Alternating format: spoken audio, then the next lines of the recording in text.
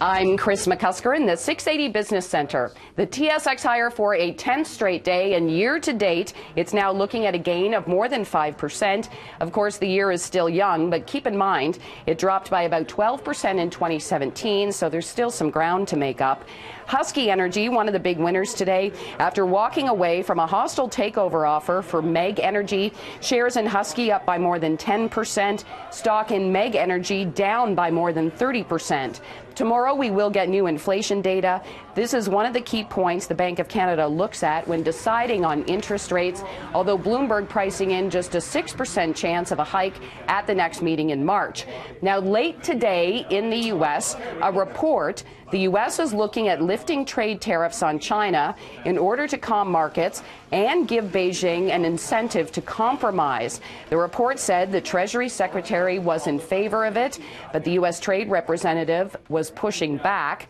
As well, we got a statement from the Treasury Department saying no decisions had been made. The report itself did prompt some buying, and then markets kind of settled back.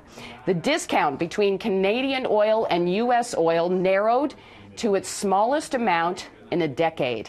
It was sitting about $7 as the day started and then widened a little to about $10. This seems to suggest those production cuts in Alberta are working. The question is, how long will they continue, and will it be long enough to clear the glut as additional pipeline capacity comes online towards the end of the year?